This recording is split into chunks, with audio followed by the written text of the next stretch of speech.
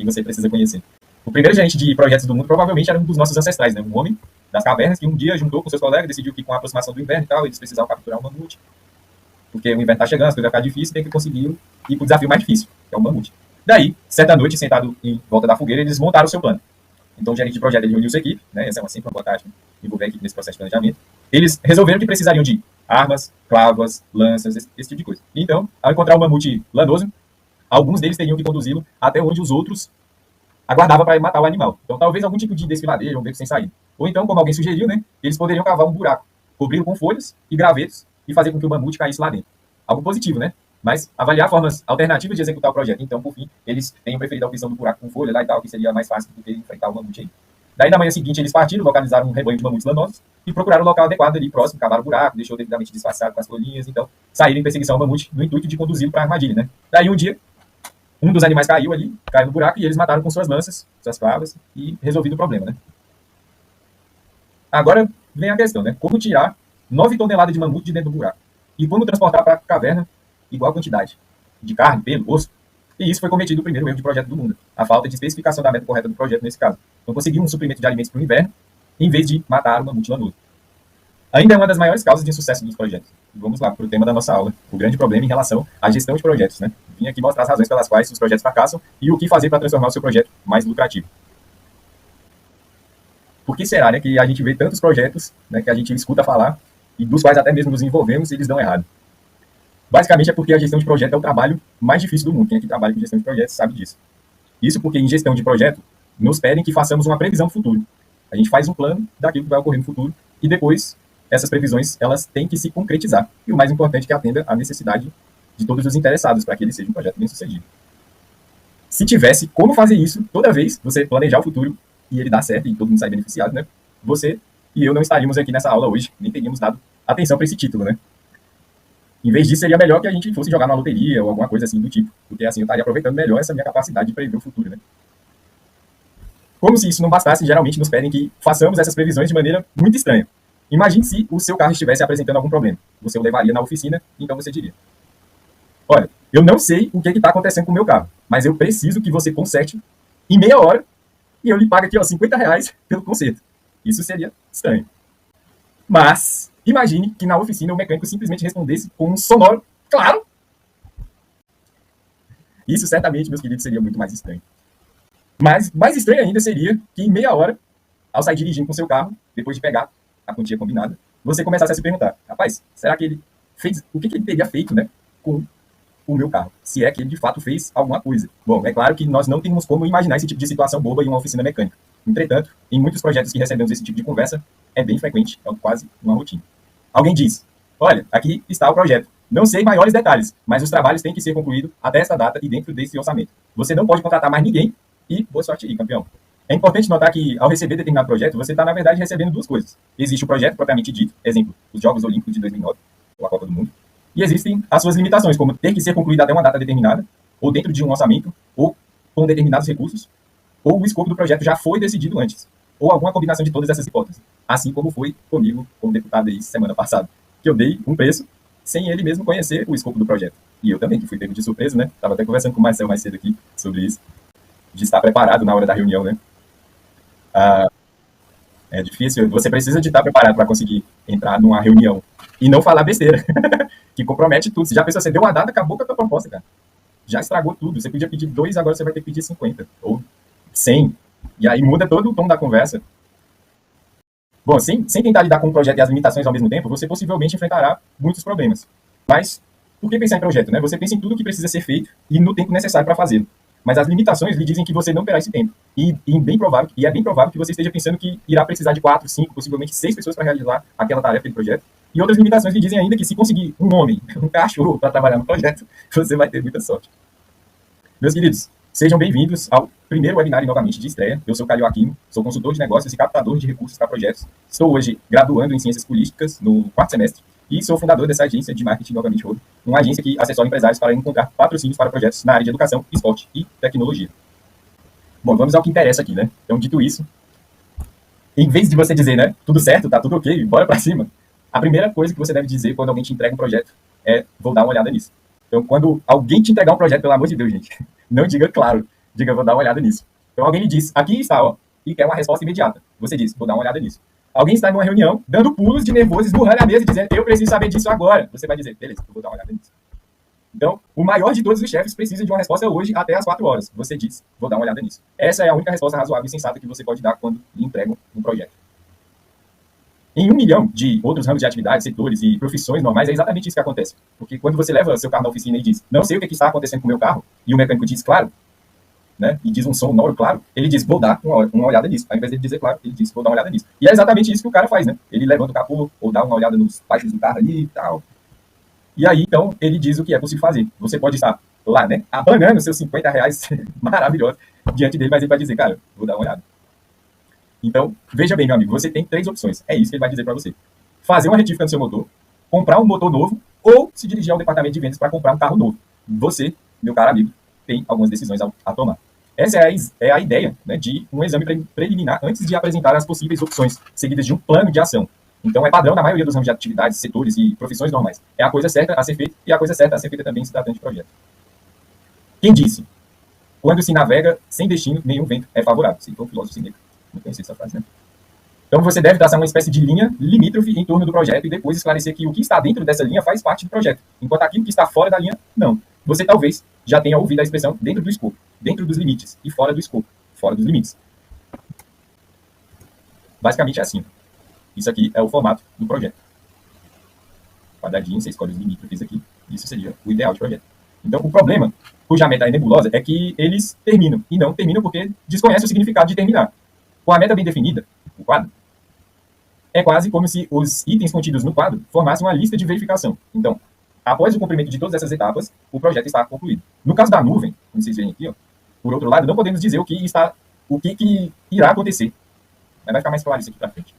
Olha só, quando o chefe diz, eu esperava isso, enquanto o cliente, por sua vez, dirá, eu pensei que iríamos receber isso daqui, ó. E as consequentes lacunas nas expectativas provocam a insatisfação de muitas pessoas. Não precisamos procurar muito para encontrar projetos, né, em que esse tipo de problema tenha ocorrido. Um filme aí que o roteiro, né, a definição da meta do projeto, que é o roteiro, foi reescrito enquanto as filmagens estavam sendo feitas, é esse aqui, ó, Walter Wood, muito famoso, né, daqui de 95. O Segredo das Águas, que teve um orçamento inicial de 100 milhões de reais e acabou custando 2 vezes mais. Esse foi o filme cujo roteiro, a definição de uma meta do projeto, foi reescrito enquanto as filmagens estavam sendo feitas. Então podemos tomar como exemplo também o famoso infame, né, o projeto Taurus. Já ouviu falar desse projeto, Marcel? Da Bolsa de Valores de Londres? Entendi.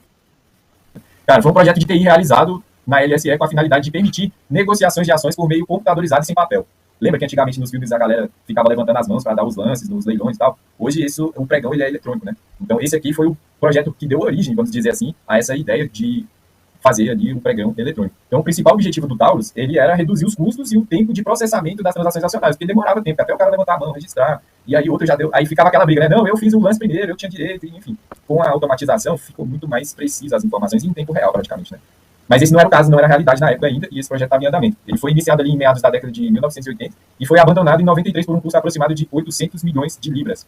O projeto fracassou principalmente porque o seu escopo, né, a sua meta, nunca tinha sido fixada e, consequentemente, continuou a se expandir durante a vigência do projeto. Depois que o projeto foi cancelado e as recriminações começaram, né, uma declaração simples, dentre as muitas emitidas pela Bolsa de Valores, comentou na história uma frase que ficou famosa. Estávamos testando apenas algumas partes do sistema, enquanto outras ainda não haviam sido projetadas ou construídas.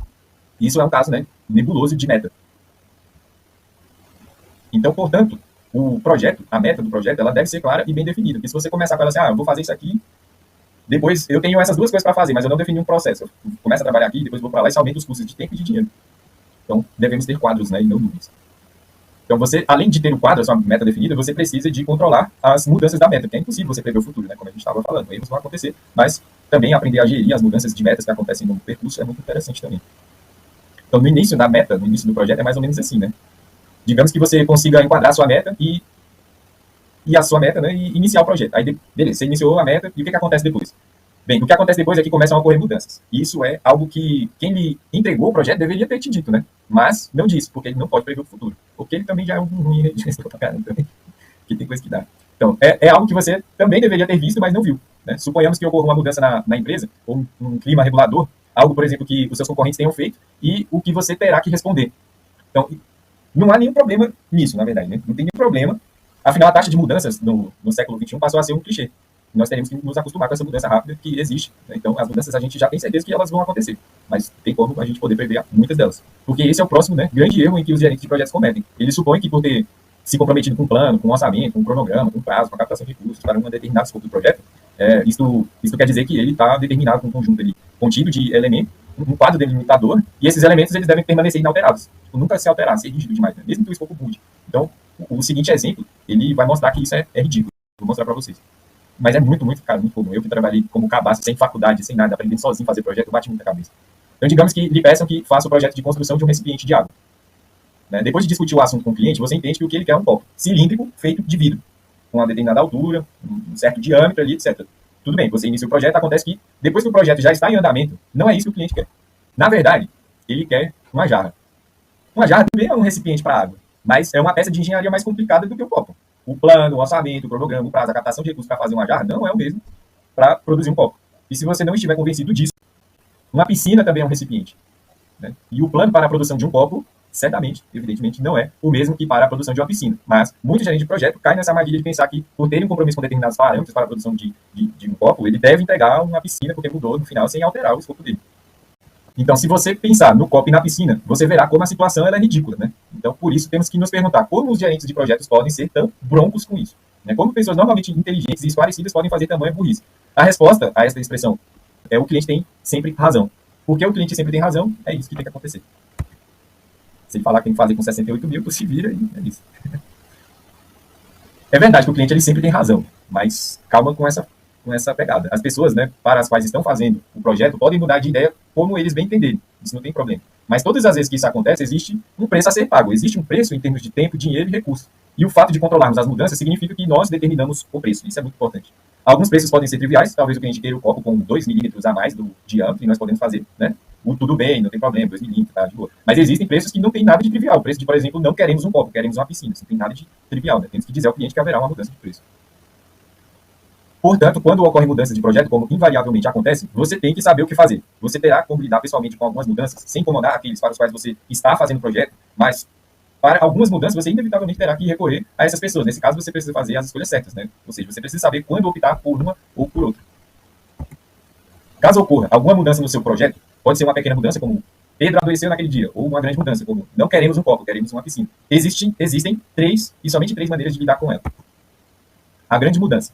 A primeira aqui você pode dizer que se trata de uma grande mudança. O termo sofisticado é alteração nos termos de referência do projeto, ou evento do controle de alterações. Algumas mudanças são assim, ou seja, o que nos pedem posteriormente para fazer, e bem diferentemente do que estamos originariamente fazendo. A outra opção é adotar um plano de contingência, agora que naturalmente muitas mudanças não são consideradas grandes mudanças, são pequenos descuidos, porque um dia o Pedro realmente adoece, o sistema cai, o fornecedor deixa você na mão, ou algo simples acaba se complicando. São 1001 coisas que acontecem para nos pôr à prova quando estamos fazendo o projeto. Então, por essa razão, precisamos ter um plano de contingência. Bom, talvez seja conveniente lembrar também o seguinte: pense na situação do termo da oração do gestor de projeto. Essa é uma oração. Eventos inesperados acontecem nos projetos. Na sua maioria, são eventos inesperados e desagradáveis. Às vezes, por sorte, fogem a essa regra. Mas na maioria das vezes, são eventos inesperáveis e desagradáveis. Por isso, preciso ter um plano de contingência. E você precisa mesmo, porque você precisa ter um plano de contingência.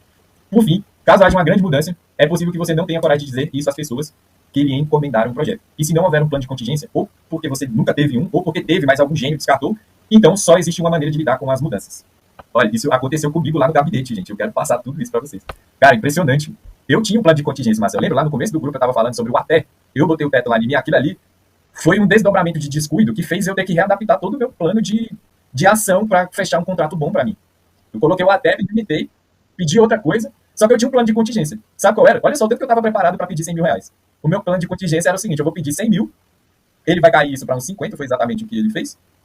E eu falei assim, cara, com 68 mil, eu tenho certeza que eu entregar a arena. Então, aconteça o que aconteceu, eu não posso sair daqui com menos do que 68 mil. Eu me programei para isso, e foi exatamente isso que eu consegui. Eu saí do gabinete com 68 mil aprovado. Fui encontrar o cara depois, tentar contornar a situação, ele já falou, olha, é de 68 para baixo que a gente conversa agora.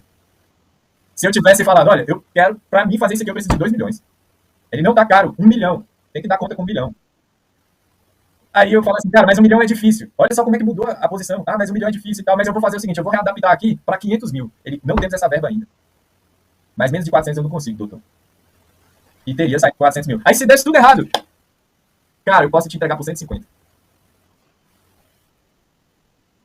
Então, assim, Muitas das vezes é mais um descuido com a maneira que a gente traça metas pra gente. Eu saí com a minha meta, voltar com no mínimo 68 mil reais.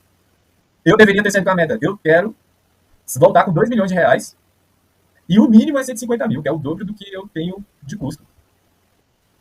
Então, eu não traçar aquela meta fez com que essa aula fosse muito importante para mim. Vocês acham que eu estou aqui tentando, sei lá, transmitir algum conhecimento? Cara, eu estou fazendo isso aqui mais por mim. Eu estou estudando a minha cagada aqui todinha e levando vários tapas enquanto eu falo. Tem que fazer, tem que olhar, tem que observar, tem que prestar atenção no que você está colocando como meta, porque uma coisa eu tenho certeza, tu vai atingir ela. Agora, você atingir ela e aquilo ser algo bom é algo totalmente diferente. Você pode estar trabalhando para cavar uma cova e se enterrar. E esse é um projeto muito horrível, não tem graça nenhuma traçar uma meta sem querer e que te ferra todo. Então, para que isso não aconteça, a gente tem que ser franco, né?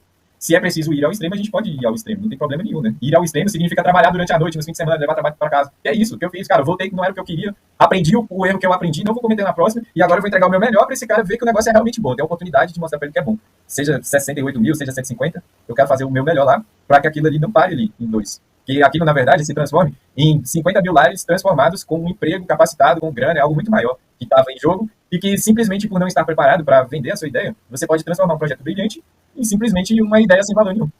Oi. Faz muito sentido. Se a gente aceita ali uma ideia básica de gerenciar projetos que subentende você prever o futuro, é possível que haja vezes em que você realmente tenha que ir ao extremo. Mas é interessante evitar ter que ir ao extremo, para você trabalhar com folga, tranquilo, com certeza que está fazendo bons negócios e que tudo está fluindo, isso é ótimo. Tem que cumprir no prazo, estabelecer um marco referencial, resolver o problema do cliente, e até aí está tudo bem. Né? Ó, dentro do prazo, a marca que finaliza o projeto é esse, e resolver o problema que a gente se propôs. Sim, o problema é quando ir ao extremo é a única atitude que você tem diante disso. Né? Toda vez eu faço merda, toda vez eu continuo indo adiante. Um projeto saudável, às vezes, que você pode gritar, né? Olha, vai ser uma grande mudança. Outras, você vai ter que usar o seu plano de contingência. E ainda precisa, em alguns momentos, ir ao extremo. Não tem problema nenhum nisso. Isso é um projeto saudável. Um projeto insalubre, por outro lado, é aquele em que lidamos com as mudanças sempre indo ao extremo, né? Como eu falei. Então, a maioria das pessoas já se envolveu nesse tipo de projeto e não tem graça nenhuma nisso. Tem uma frase que é muito legal aqui para gestores de projeto, é essa daqui, ó, comece com um fim em mente. Né? Quem disse isso foi o Stephen Covey. Ele traz um livro aí bem legal, que é os 7 hábitos aí das pessoas altamente eficientes. Né? É ser proativo, começar do final, com o final da mente, colocar as primeiras coisas primeiro, né? Pensar em ganha-ganha, buscar compreender primeiro e depois ser entendido, ter sinergia e moldar a sua visão. Né? Então vamos lá, você já encontrou sua meta. Você agora sabe que deve controlar as mudanças, isto é, fazer a escolha certa entre as 3 possibilidades de ocorrência da mudança. Então, a terceira e última coisa que você deve fazer ao estabelecer uma meta é maximizar as condições de ganho dos interessados. Pode parecer uma parte terrível dessa tarefa, mas é uma recomendação muito útil. Então, os interessados são as pessoas de alguma forma envolvidas no projeto. Mais especificamente, são indivíduos ou grupos de pessoas afetadas pelo projeto. Então, os indivíduos podem ser interessados, por exemplo, Pedro é um interessado, Ellen é um interessado, ou um grupo de pessoas que pode ser um interessado. Então, por exemplo, todos os clientes da sua empresa poderiam representar uma parte interessada. Assim como o órgão regulador do seu setor de atividade também poderia ser uma parte interessada. Em termos gerais, alguns interessados são mais importantes do que outros. Então, você pode, por exemplo, ver o seu chefe como interessado, mas mais importante do que um fornecedor, por exemplo. A gente tem a tendência a pensar nos interessados óbvios, né? Eu, a minha equipe, o meu chefe, o cliente, mas se jogarmos a rede um pouco mais longe e pensarmos um pouco melhor, podemos encontrar outros interessados. Podem ser pessoas de outros departamentos da nossa própria empresa, né? No caso desse grupo aqui. Ou a gente pode estar falando de outras empresas. E o teste, né, para descobrir quem são essas pessoas, essas pessoas são afetadas pelo projeto, se ela for afetada pelo projeto, ela é uma parte interessada. Em todo projeto, né, existem muitos interessados, mas o que a maioria dos pequenos empresários desconsideram, e por isso deixa de aproveitar diversas oportunidades e benefícios que o governo oferece, né, para alavancar o seu projeto. Geralmente é assim que funciona. Tá aqui o governo, o cara que tem a grana, tá aqui os acionistas, os cotistas e os manentedores, aqui onde estaria a bolsa de valores, por exemplo. O fornecedor, o empresário, que é o cara que atua ali na linha de frente, os clientes e a sociedade. Então, um interessado que você poderá encontrar é o chamado patrocinador de projeto. Um termo particularmente popular no Reino Unido. Né? Em geral, o patrocinador de projeto é uma pessoa relativamente antiga na empresa, que vê uma necessidade para o projeto B, que é responsável perante a empresa pelo sucesso do projeto. Então, o cara vem aqui, identifica que esse cara tem um potencial de dar retorno, ele investe grana dele e esse cara é responsável por executar o projeto. Em quase todos os casos, o patrocinador do projeto não é o gerente. Né? O patrocinador bota grana num projeto, aí vem o gerente de projeto e executa num evento aqui que gera benefício para todos os interessados. Além disso, vale ressaltar que não existe nenhuma correlação entre o porte do projeto e o número de interessados. Então, os pequenos projetos podem ter um grande número de interessados, ou vice-versa, né? Isso varia muito. Cada interessado, portanto, tem as suas condições de ganho. Condições de ganho são aquelas que um determinado interessado consideraria como um resultado bem-sucedido do projeto. Em geral, os diferentes interessados têm diferentes condições de ganho também. Né? Então, entretanto, as condições aí de ganho geralmente podem puxar em direções opostas. Por exemplo, se eu for o chefe que deu o prazo impossível à equipe, talvez uma das minhas condições de ganho seja o cumprimento do prazo por parte da equipe. Então, se por outro lado, eu for o membro da equipe que esteja trabalhando exaustivamente nos últimos 12 meses, talvez as minhas condições de ganho ali sejam a minha intenção de trabalhar só 40 horas por semana, que ela não aguenta mais trabalhar 48. Além disso, como alguns interessados são mais importantes que outros, temos tendência em atribuir mais importância a algumas condições de ganho do que outras. Por fim, isso significa a maximização das condições de ganho dos interessados. Considerando que temos todas essas diferentes condições de ganho, conseguir chegar em um conjunto combinado ou composto de condições de ganho que satisfaça a todas. É interessante. Isso é o que leva o projeto a ser bem sucedido. Então, o que é um projeto bem sucedido, né? Em termos bastante simples, um projeto bem sucedido é aquele que resulta em interessados satisfeitos. Você diz aos interessados o que eles receberão do projeto e é exatamente isso que eles vão receber. Então, colocando nesses termos, parece bastante simples, né? Mas, por outro lado, colocando a questão em termos de prever o futuro e tornar ele realidade, você percebe que é a sua real complexidade. Mas isso é o que os interessados querem. Então, obviamente, se você quiser satisfazer os interessados, a primeira pergunta, então, é o que os deixará satisfeitos? Cabe a você descobrir isso, né? Mas, e como você vai fazer isso? Pergunte a eles, não suponha que você saiba. Ou tente, por todos os meios, o modo de descobrir por si mesmo. Depois que você descobrir por si mesmo, você vai lá e confirma com eles. E faça-os assinar algum tipo de documento ou confirmar por escrito. Isso é muito importante. Isso, né, que é o estabelecimento de metas. É o que é mais importante você fazer nesse projeto. Ou seja, descobrir que as suas pessoas afetadas pelo projeto e o que elas esperam dele é essencial para que você tenha qualquer chance de sucesso nesse projeto. Agora que você já sabe por que os projetos fracassam, é hora de começarmos a traçar metas. E aqui está outro aspecto que deve-se ter em mente ao identificar a meta de um projeto. Você precisa pensar em termos de metas e smarts. Essas metas e smarts, ela é um acrônimo aí, que também significa inteligente em inglês. E é formada pelas primeiras letras das palavras em inglês para específica, mensurável, alcançável, realista e vinculada a um prazo. Então, a meta ela precisa ser específica quando você for fazer essa meta, além de ter consciência de quem você é, para começar, antes de tudo. Oi. Pode, por favor, fique à vontade.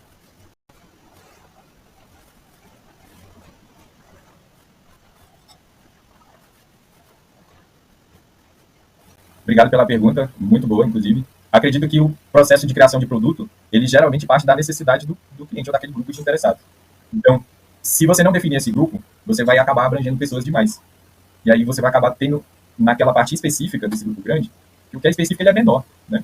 Se você for para atingir mais coisas específicas, tornando isso um projeto, quanto mais você trazer essas coisas específicas para dentro de um projeto, ele vai abrangendo um grupo maior de pessoas. E aí você tem que criar comunicações para cada uma delas. Eu estava falando mais cedo isso com o meu cliente, que eu fiz na reunião anterior. Eu falei para ele assim, cara, você pode trabalhar em 3 projetos simultâneos, mas saiba de uma coisa, sua atenção será 33% para cada um. Logo, espere que os seus projetos demorem mais tempo a ser finalizados. Se você tiver esse acordo consigo mesmo, eu, por exemplo, não consigo abrir mão de mexer com relações públicas e captação de patrocínio, mas eu também gosto de lançar expert. Aí, eu não quero, eu vou bolar os 2 projetos juntos.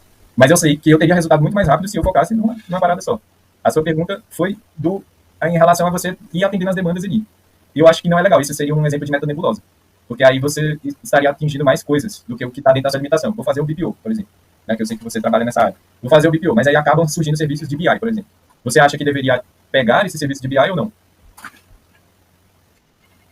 É interessante, né? Isso depende do seu modelo de negócio. Mas é o mesmo cliente, você percebeu que você está falando com o mesmo cara?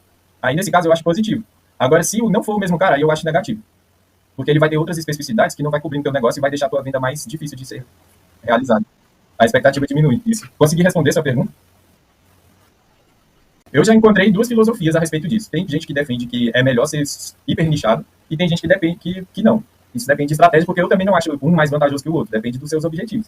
Eu acredito que vale muito mais a pena botar força durante o ano para conseguir um projeto de 2 milhões do que eu botar 6 meses ali força num projeto para ganhar 100 mil. É uma questão de escolha. Aí, se você for 2 milhões, você vai ter que ser bem específico. Quem é que vai pagar 2 milhões no seu projeto? O grupo já reduz desse tamanho. Aí, se você faz um produto de R$ 200, eu já tenho um grupo maior que teria condições de pagar R$ 200. E aí eu tenho resultados mais rápidos. Eu acho que é isso. É mais, assim, o produto ele vem depois de você identificar o problema que você resolve.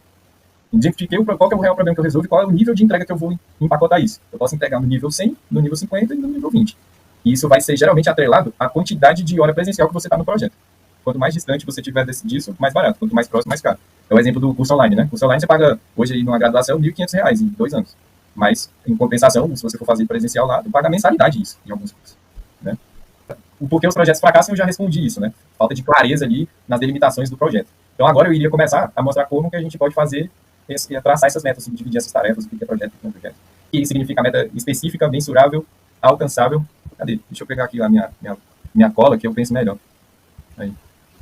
Quero mostrar só o que é isso aqui, ó. É uma meta específica, mensurável, alcançável, realista, né? E dentro do tempo. Então, o que é a meta específica, né?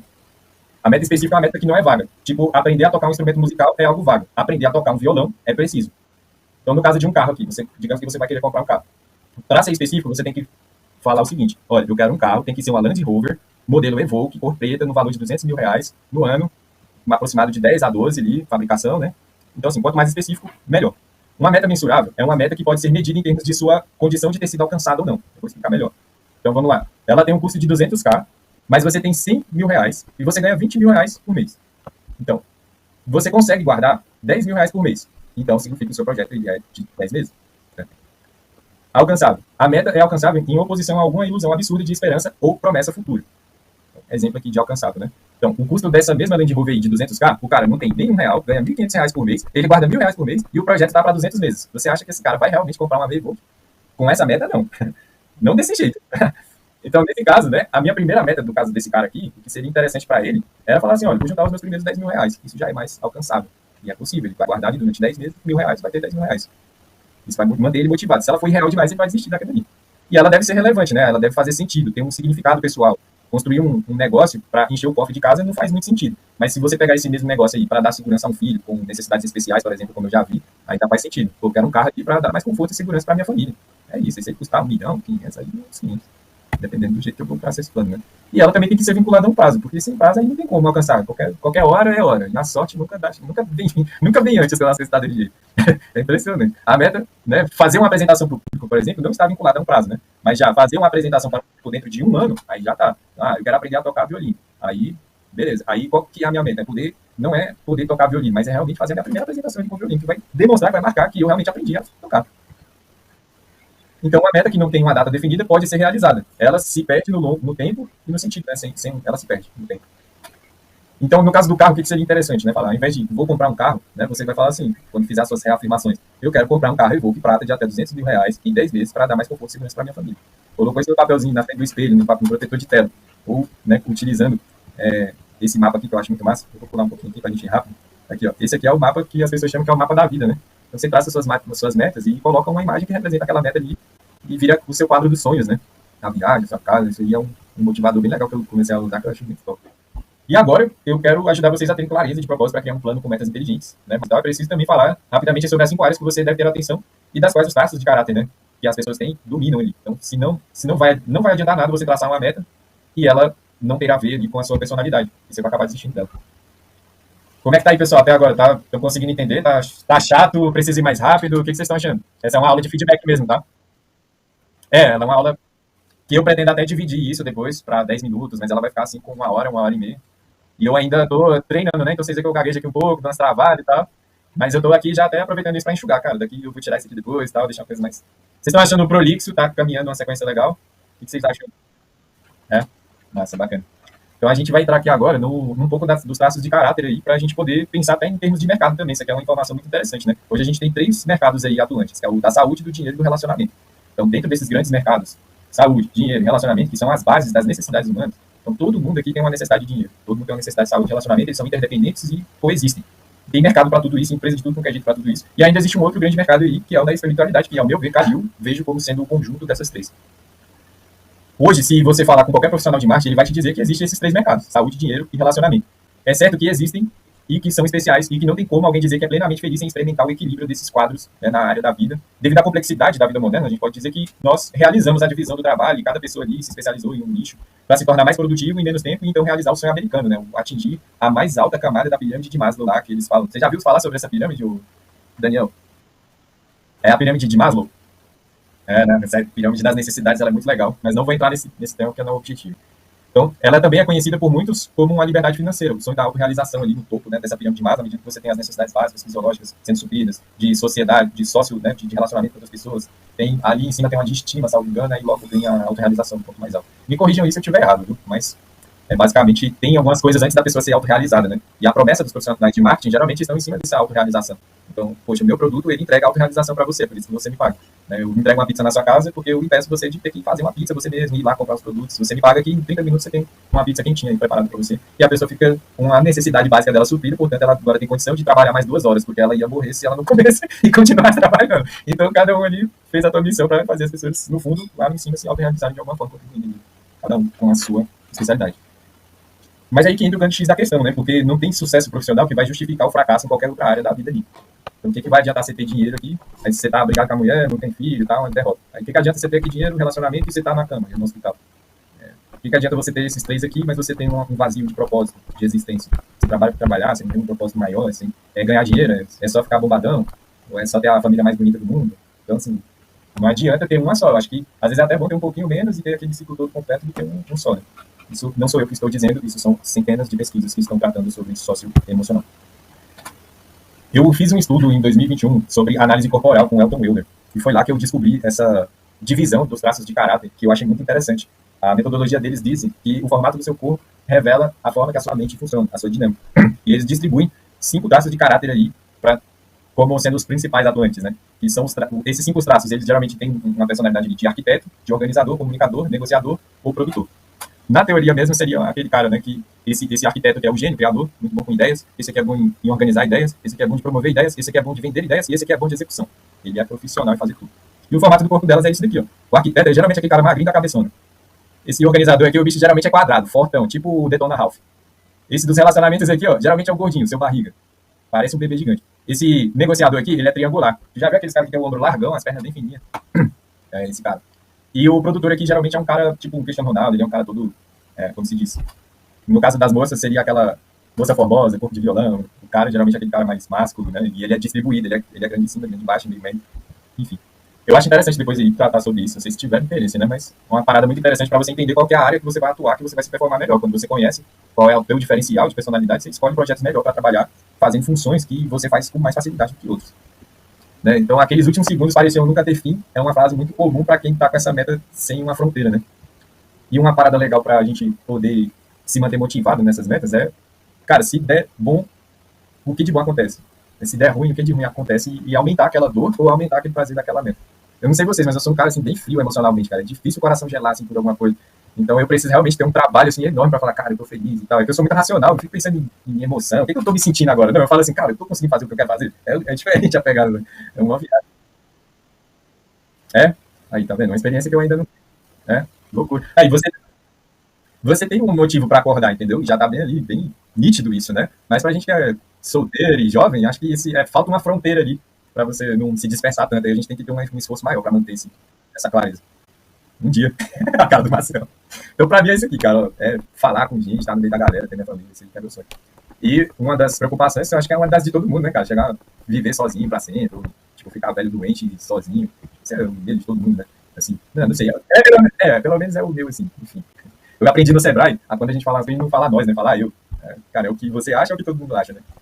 Isso aí é o que eu acho. E essas 3 coisas que a gente para de fazer, reclamar, né, aceitar e agir. A gente para de reclamar, para de aceitar qualquer coisa e começa a agir daquilo que você realmente quer.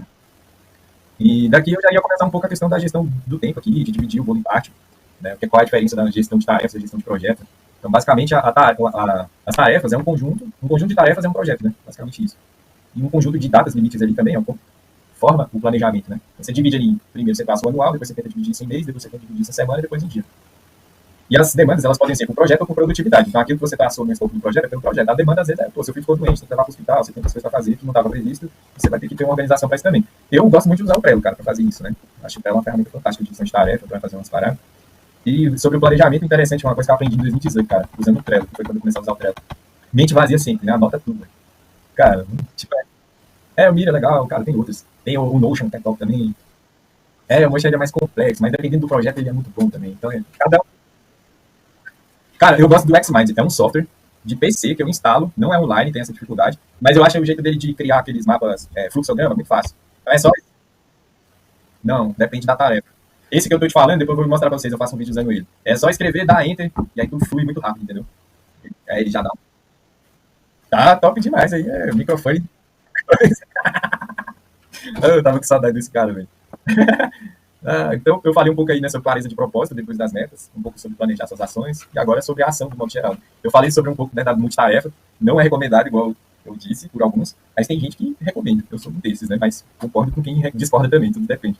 Mas tem uma regrinha aí bem massa para você se tornar mais produtivo, que eu aprendi lá no Sebrae também.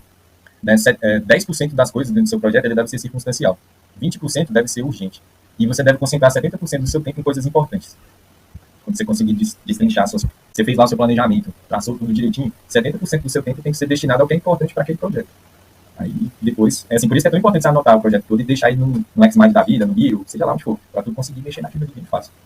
A galera reclama muito, mas, pô, o brasileiro é o que passa mais tempo na frente da TV, eu fico abismado com isso. O cara cheio de sonho pra realizar, tá lá olhando o Gustavo Lima comprando uma mansão. Não, agora é o Neymar, né, lá em Alagoas, comprou um complexo imobiliário lá.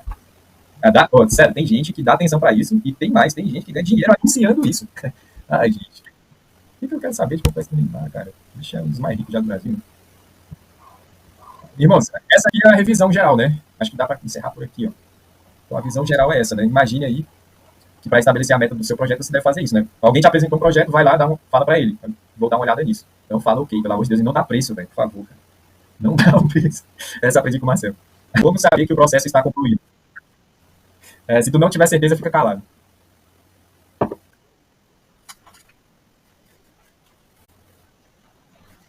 Cara, mas eu tava falando com o porta-voz do governador, cara.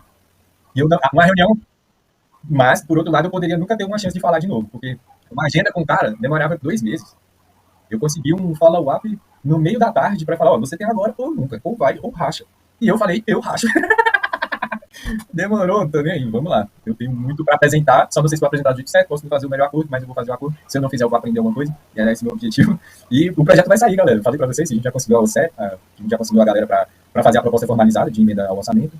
Tá todo mundo muito empolgado, o cara da associação ficou, caraca, esse projeto é muito bom, top demais, a gente vai ganhar dinheiro aqui, não, mas eu estou vendo lá na frente, vou falar fulano e tal. Cara, a gente, no fundo, eu já tenho contato assim, de umas 3 regiões administrativas, só de pessoas que têm poder de decisão para colocar o projeto. Então, esse 68, só Deus sabe qual vai ser o teto dele daqui, fazendo com sucesso isso, né? Então, tô muito feliz aí, só atualizando aí, que, cara, vocês são fantásticos, aquele grupo ali tem me ajudado muito, porque muitas vezes falta com quem conversar coisas difíceis, cara. Tem coisa que você não pode falar. E é isso. Aqui eu fico à vontade. É uma coisa que é mais profunda, cara. Vocês leram aquele livro do Mastermind? Eu mandei uma coisa lá no grupo, vocês viram. Não, mas você lê o livro. O bom do áudio é que dá pra tu ir ouvindo, né? Sim. Tipo, vai fazer alguma coisa ali mais tarde. Então, não só isso, mas outros livros, a gente tem que continuar estudando também. É, é, faltou um pouquinho mais de tempo, né? Mas não se preocupa, não. Foca ali no que vai resolver o teu problema, não, pra tu ficar de boa. É isso que eu... Vamos lutar pra aumentar o valor dessa hora só. Só isso, o negócio. E você trabalha numa área sensível, né? Porque o pessoal que tá empreendendo ali, o seu público é um público que tem problema, ele tem dores. Aí você cura dores. Mas também oferece desejos, que é aumentar o lucro. Mas geralmente você encontra ele tá lá com a perna quebrada, igual o bombeiro, sabe?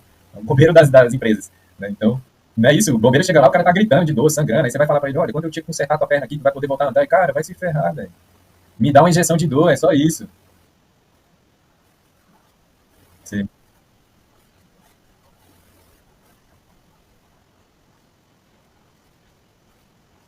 sim. Sim, ainda mais quando você traz um resumido, porque a tua tarefa é de fato resumir isso a algo que seja compreensível à mente humana. Porque se você pega um orçamento lá que tem 1 milhão de coisas, aquilo não entra na cabeça do cara, né? Geralmente você faz um gráfico que é para ficar mais visual possível, para ele não precisar pensar tanto para chegar na resposta ali. Aí às vezes a resposta é: você teve prejuízo, você teve lucro. Só mensagem difícil. Você lembra que na guerra, os mensageiros sabiam que eles geralmente eram os primeiros a morrer? É, exato. Antes dele começar a falar, ele já tinha muitas vezes até morrido. Não, ele nem chegou a entregar a mensagem, às vezes eles morriam no meio do caminho. Esse é o desafio do comunicador, né? É complicado, cara. Já apedrejado antes, então tem todo um trabalho ali. Por isso que eu admiro muito o trabalho do Conrado, porque dá pra ver que ele fez muitas vezes a mesma coisa nesse sentido, entendeu? De, cara, tomar cuidado com o que falar, onde falar, como falar, né? O tom de voz, a postura, é tudo, é um conjunto que faz dele um bom vendedor que eu acho diferenciado em muitas pessoas. Quer ver outro cara que eu vejo que tem isso? O Ratinho. Ele é um vendedor nato, aquele cara. Tipo, você vê, não, e aquele jeito de falar como se nada tivesse acontecendo, como se tivesse uma conversa norte boa ali, e o cara te vendendo. Aquilo é uma coisa assim que realmente tem que ser estudado, cara. Tem que ser estudado. Então é isso, meus amigos. Ó, a apresentação está indo para 1 hora e 50 minutos. A revisão aqui, né? Dá uma olhada nisso, coloca a limitação ali no compasso de espera. Faz a pergunta de saber quando que você vai saber que o projeto está concluído, para deixar essa fronteira bem ajustadinha. Que momento marca esse fim do projeto? Qual é o evento final que marca a sua conclusão? Todos esses fatores indicarão a meta do projeto, né, à medida que estiver andando. Faça uma lista de todos os interessados, isso é uma coisa muito importante. Anote as condições de ganho de cada um deles. Isso é massa fazer lá no Miro, viu, Daniel? Muito massa. Você já ouviu falar no quadro Canva Meu Negócio? Esse que é o meu negócio, é isso. É você colocar cada coisa no lugar daquele projeto ali. Quem são meus fornecedores, quais são os canais de vendas, quem são as partes interessadas, quem é meu cliente, quem é meu fornecedor, como que eu ganho, qual é o meu custo. Tem um quadro Canva, depois eu mando pra vocês, sério. O desafio é preencher. Se o desafio não fosse esse, ele não tava tendo essa aula hoje aqui, né, velho? Quem é quem? Caraca. Então, eu acho que, ó, Daniel, eu meio que faço isso hoje com os experts. Tipo, eu pego aquela relação geral, extraio ali qual que é o público da pessoa e coloco isso no papel, de forma organizada. Esse é meu trabalho hoje com os experts, né? Só que eu não cobro 200 mil ainda. Um dia, quem sabe, né? Não, fica bom, te provo. Inteligência artificial. Você só precisa ter as perguntas certas, e aí você não precisa de ter tanto conhecimento específico. Eu tenho um script, vocês querem? Cara, eu acho que é assim, ó, o principal documento, a apresentação de marca, o Canva do negócio, que vai dar um geral das partes interessadas, e o seu pitch de vendas. Acabou, cara, é isso. Mesmo assim, esses seriam os seus objetivos de comunicação, entendeu? Então, qual é o tema que nós vamos especializar? E qual é o público que tem maior afinidade com esse tema? Naquela pergunta que você deu ainda, entrando nela de novo, nesse caso, é interessante você notar as suas forças comunicacionais antes de escolher o produto. Tipo, olha, beleza, eu tenho expertise em BPO, terceirização financeira. Eu entrego números para empresas que não têm números. Essa é a promessa. Entrego números para empresas que não têm números. Daí, você cria um material para ajudar essa empresa que não tem números a ter números, vende esse serviço para ela e depois você entra com o BI e ajuda elas a usar aqueles números. Daí, aí é onde você deve se especializar, no BI. Aí você vai ter o seu produto campeão é BI, beleza? Entretanto, você tem produtos de entrada, que é o BPO lá. Ó. É isso? É isso. Aí você pega ali o teu produto de BPO, é uma chance que você tem de estar próximo do seu cliente, ver a dificuldade do dia a dia dele, mas o seu objetivo está lá em inteligência de negócio, usar os seus números a seu favor para tornar a tua empresa mais rentável e lucrativa. E aí, cara, é isso.